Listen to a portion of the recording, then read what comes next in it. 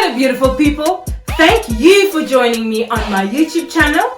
If you are new, my name is Cindy Oyugi and you are tuned into the Young Queens Motivational platform.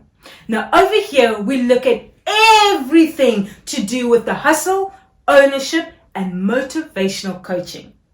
Now today we are looking at a much requested video, and this is how to build relationships.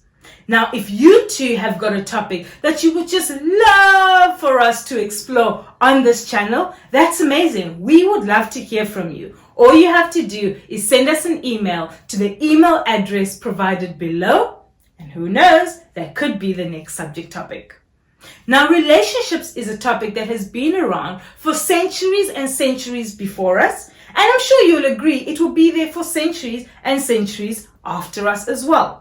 Now, with this said, there are some fundamental principles like anything else. This makes up the bread and butter of relationships. Today, we are looking at 5 fundamental principles that you as a young queen can use to go about your hustle as you build your clients, as you build your business, as you go about friendship groups, people of association, colleagues, managers, whatever the case might be. You can apply these fundamental principles for relationship building with any given spectrum as long as it is applicable. I'm sure that sounds interesting, right? Now, without further ado, let's go straight to fundamental principle number 1. Number 1, avoid competitive jealousy. Now, I would like to highlight that competition is good. Competition, however, is also bad. Now, there is a difference, so we have to see and explore what that is. Now, competitive jealousy is bad. Jealousy on its own, I like to see as a form of cancer to the body, right? Because in definition, jealousy is a feeling of resentfulness towards somebody's success or even towards somebody's progress. Now, I want you to walk with me for a second. Imagine this. I am feeling jealous or resentful towards somebody's progress or success. And then I am also competing with them for that same thing that I am feeling resentful or jealous towards. It makes no sense, right? And it is absolutely terrible. So when developing relationships, we have to try to identify certain traits of competitive jealousy and just stick far away from it. Now in business, it's very easy to identify competitive jealousy. These people will always try to outdo whatever it is that you have achieved, be it small or how big, it doesn't matter. Let me make you an example. You have saved up all year round to finally buy that company car. It's an achievement, right? Well, guess what? They will try to outdo that. Maybe let's say for this month, you have really built your team to try to really develop and go and tap into a new target market, and you have finally acquired that new clientele that you have been working all month towards. They will tell you how they have acquired 2 of those types of clients. So no matter what, your achievements, progress, or success are never going to be celebrated. In fact, it will always be competed against, right? That is competitive jealousy, and it's not good. Now, I know most people will say, you know what? It's fine. I'm kind of used to it. This is just who they are. You know what? It's really not. They have got a sense of insecurity inside of them, and that is what brings out that negative attribute of competitive jealousy. These are not always people that you really want in your business circle or even in your friendship or association circle. So if you do want to develop good, healthy relationships, then it's just good for you to look out for people who demonstrate qualities of competitive jealousy, so that your efforts, your progress, and your success can be celebrated, and it's not one that can constantly be competed against and almost diminished in order to make theirs seem more glorified than yours. So in building relationship, let us look out for competitive jealousy and just avoid it altogether. Number 2, avoid gossip and people of ill-speaking natures. Now, ladies, queens, I know that you love to talk. You and I can talk, and talk all day long. There's a big difference, however, between genuinely speaking and gossiping. Now, we love to talk, and sometimes talk can turn into gossip without you realizing. Now, I'm going to share my story in just a while, so carry on listening. Now, it's important for us to remember that gossip actually hurts others, and it's usually a big reflection on an insecurity that one may have for themselves. Now, if I was to do an online survey with you right now, and I was to say, raise up your hand if you like people gossiping about you. No one would raise. Raise up your hand if you would walk into the office on Monday morning and find people gossiping or speaking ill of you and you wouldn't mind. How about you raise your hand if you are that person who would find out that your best friend is speaking ill of you and it wouldn't hurt you?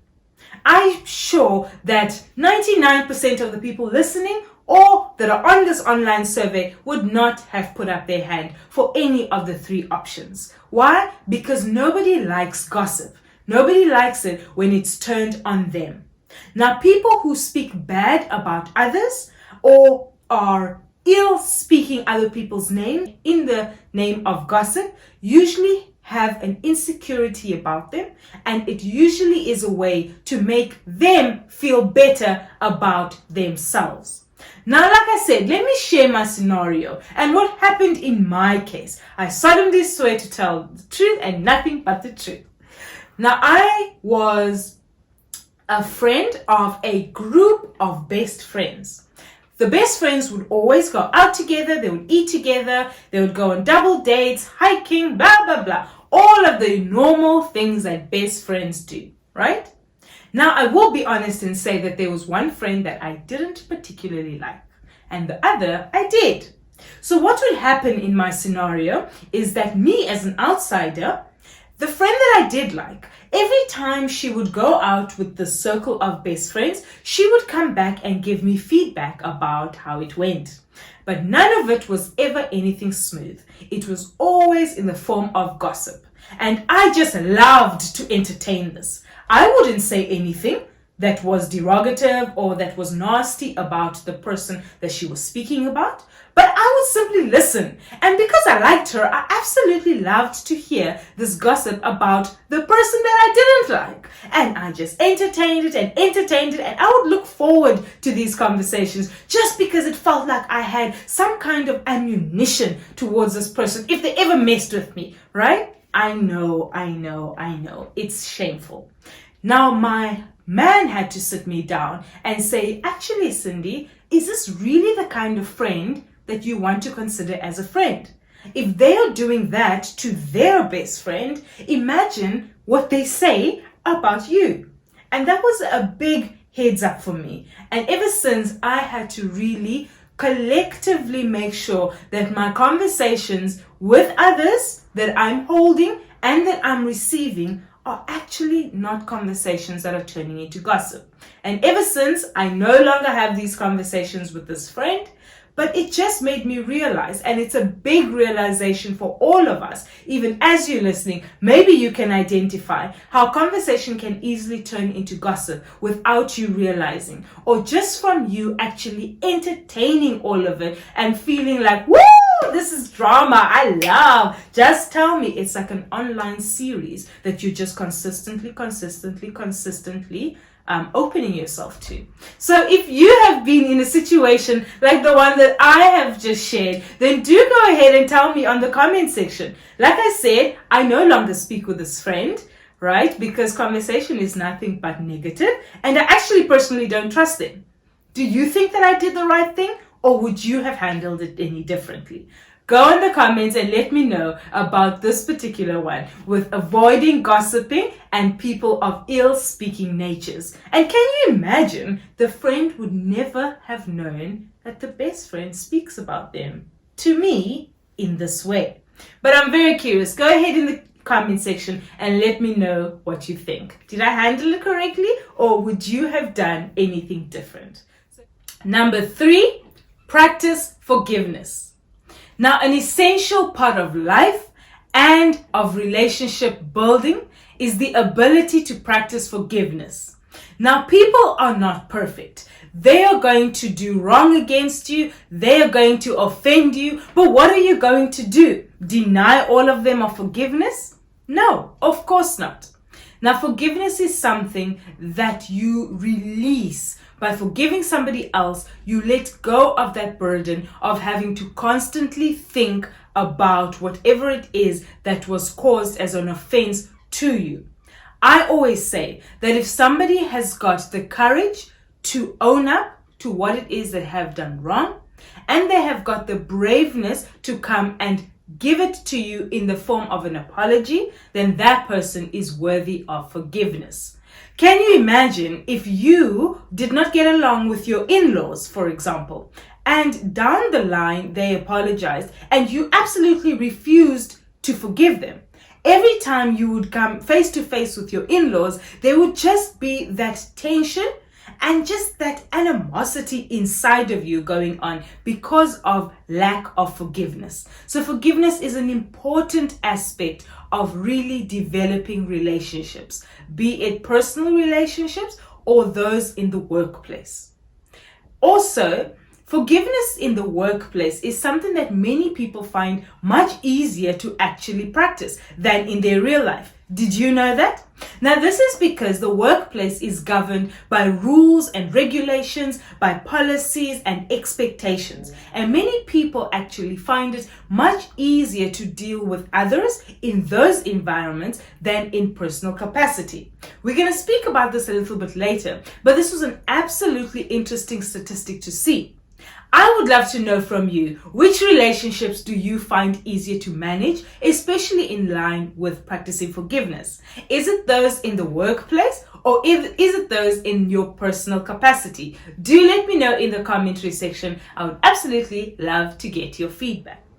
Number 4, become a contributor of growth. Now, in order for any relationship to be successful, both parties need to bring an equal contribution in order for there to be growth and success. How do we put this simply? You need to bring your half to the table. Now, statistics are showing that the vast majority of people are doing wonderfully well in their working relationships than any other relationship there is. Now, why is this? These studies are indicating that the reasoning for this is because the workplace offers very clearly defined roles, therefore leading to many members within an organization working as equal contributors towards the same goal and objectives. Now, I know a lot of people, and I'm sure you do as well, that have got great working professional relationships, but any other category, such as romantic relationships or any other interpersonal relationships, they really are not that good in that at all, in fact. Now we can see why. Another interesting statistic that we are going to look at, and I encourage you to stick with me on this one, don't lose me, is on the issue of divorce. Now, divorce in America is at a 50% divorce rate. If we bring it closer to home and we look at it here in South Africa, we have got a 39% divorce rate in this country. Now, what this means is that two parties are no longer equal contributors towards their own growth and towards their own success. And yes, I acknowledge that there are many reasons as to why the issue of divorce would come into play. But if we just look at it in the context of building and becoming equal contributors of a relationship, we can see that these two people are no longer equal contributors towards growth.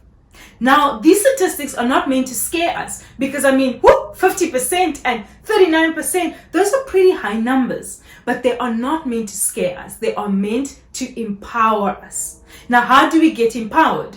We want to build relationships and become equal contributors. A fundamental thing to start by doing is to highlight what is the role of your relationship. Are we lovers? Are we friends? Are we business associates? Are we colleagues? Are we strawberry pickers or gym buddies? Highlight what it is that the role of your relationship is. Next thing after that is to set clear expectations for these relationships. So if we are lovers, we do everything that lovers do. If we are business associates, that means that we associate with one another on the level of business. If we are gym buddies, we go to the gym together. If we are everyday colleagues, that means that we work together on a work capacity, perhaps a 9 to 5. We don't do the things that lovers do or anything else that is not related to colleagues. So you won't be upset if I don't invite you to the movies because we are colleagues, right? And if you're strawberry pickers, then you can go and enjoy your strawberry picking together as well because you have clearly outlined the expectation as well as a clear definition of what your relationship with one another is. And by doing that, you have both parties becoming equal contributors towards the same level of growth because everybody understands what is expected of their relationship. I hope that helps. Number 5, practice genuine love. Now, there's no better way of demonstrating genuine love than through the art of showing appreciation.